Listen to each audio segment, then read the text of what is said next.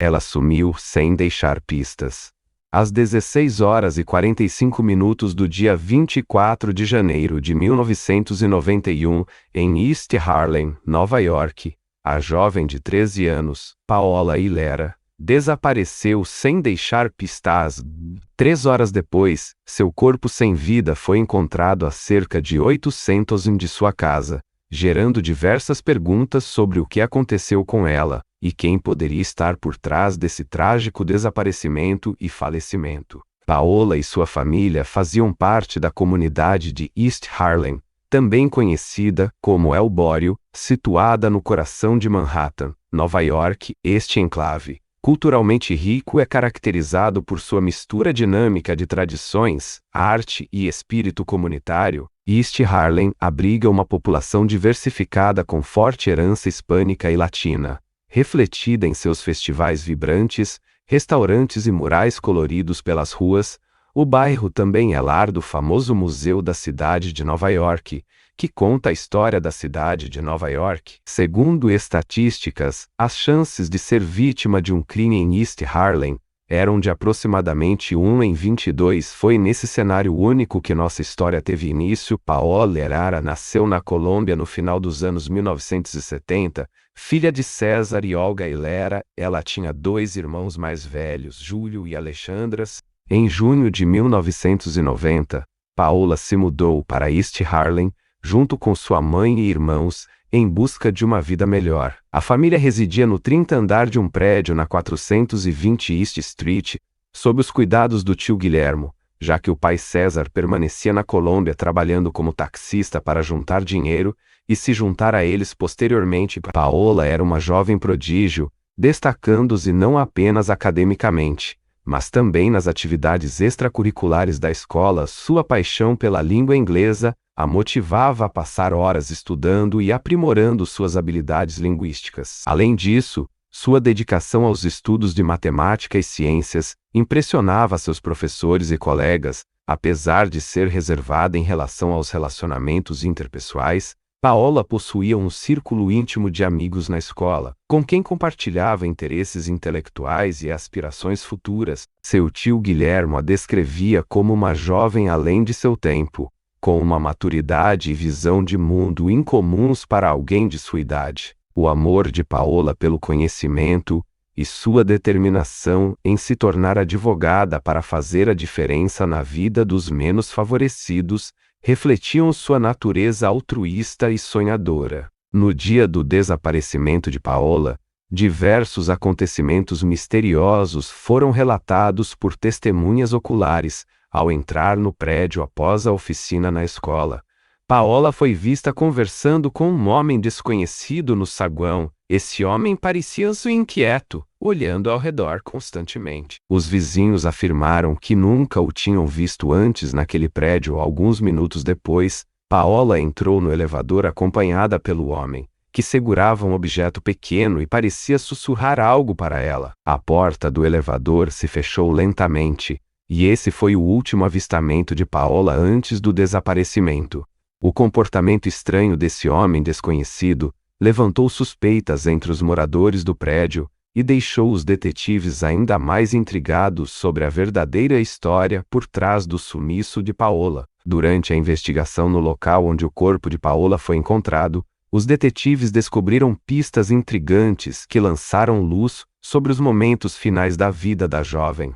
Próximo ao corpo, havia uma série de itens relacionados a drogas, frascos e seringas, além de uma série de marcas incomuns na grama ao redor, sugerindo um possível arrasto do corpo até o local onde foi deixado à vista. No corpo de Paola haviam feridas de faca em seu peito e marcas roxas em seu pescoço, que indicavam estrangulamento. Além disso, testemunhas oculares relataram ter ouvido gritos vindos daquele ponto naquela mesma tarde, levantando a hipótese de que Paola pode ter tentado resistir ao seu agressor. Vestígios de um veículo foram encontrados próximos à cena do crime, indicando que o criminoso pode ter utilizado um carro para levar Paola até ali, antes de cometer o ato brutal. Essas descobertas chocantes reforçaram a complexidade e brutalidade do ocorrido, deixando os detetives ainda mais determinados a desvendar o mistério por trás do desaparecimento e morte de Paola e Lera. Durante a investigação minuciosa do caso, os detetives descobriram evidências que ligavam o suspeito, Aaron Wofford, aos acontecimentos do fatídico dia em que Paola desapareceu. Câmeras de segurança, próximas ao prédio, capturaram imagens do momento em que Paola entrou no elevador e foi seguida pelo homem misterioso. Além disso, testemunhas oculares relataram ter visto Aaron rondando a área naquele dia, agindo de forma suspeita e conversando com um grupo de pessoas desconhecidas. Impressões digitais encontradas no interfone do prédio coincidiram com as de Aaron, solidificando sua conexão com o local onde Paola foi vista pela última vez. Essas revelações reforçaram as suspeitas da polícia sobre a participação de Aaron no desaparecimento e assassinato de Paola. Mais tarde, as evidências encontradas no corpo de Paola iriam confirmar a Aaron como seu brutal assassino. Isso porque foram reveladas mais marcas da violência cometida. Ela sofreu um agressivo abuso e teve suas partes íntimas dilaceradas internamente, o que a fez sangrar até a morte. Durante o julgamento, a promotoria apresentou evidências contundentes que ligavam Aaron Wofford aos crimes cometidos contra Paola e Lera. Testemunhas oculares relataram ter visto Aaron rondando o prédio onde Paola residia nas semanas que antecederam o desaparecimento dela. A análise das câmeras de segurança mostrou claramente a movimentação e interações suspeitas entre Aaron e Paola na tarde do desaparecimento. Durante o depoimento emocionado da mãe de Paola, Olga, Aaron permaneceu imperturbável, demonstrando pouca empatia pelos familiares da vítima. Sua postura fria e calculista diante das acusações deixou claro o quão insensível ele era em relação à tragédia que havia causado. No tribunal lotado,